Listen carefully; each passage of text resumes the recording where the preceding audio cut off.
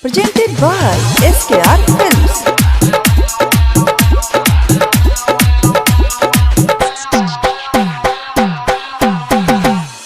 DJ Manish Raksol.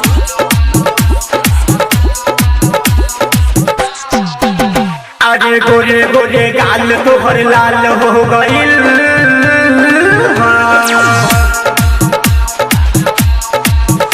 अरे गोरे गोरे गाल तोहर लाल हो गइल और ऑर्केस्ट्रा में तोहर चलते मार हो गइल। अरे गोरे गोरे गाल तोहर लाल हो गइल और ऑर्केस्ट्रा में तोहर चलते मार हो गइल।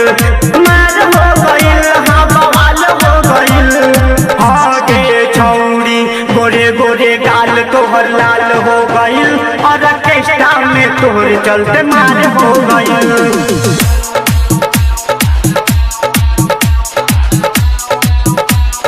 SKR Recording Studio Sikkarganj.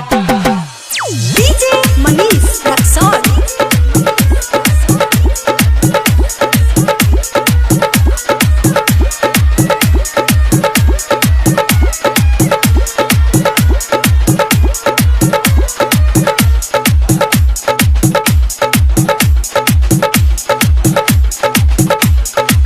पहले पहले आइल बाहर नाचे लगता के उमर बाटे काचे। यहाँ वास्ते तू बच के न जाइबू कहतानी बहुत पछतइबू।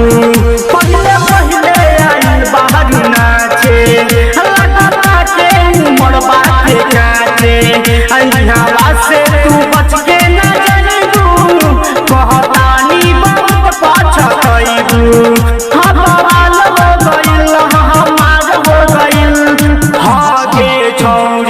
गोरे गोरे गाल तोहर लाल हो गइल और ऑर्केस्ट्रा में तोहर चलते मार हो गइल। SKR Recording Studio Sikkarganj. DJ Manish Raksol.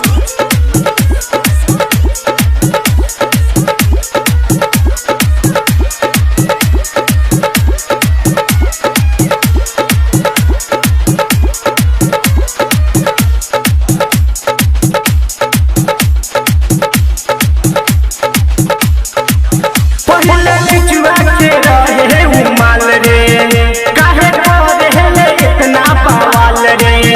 विक्रमवा के संग में न नाचे कहे खा जाई हमरा के काचे। पहले बिचुआ के रहे उमाल रे काहे करे इतना बवाल रे। विक्रमवा के संग में न नाचे कहे खा जाई हमरा के काचे।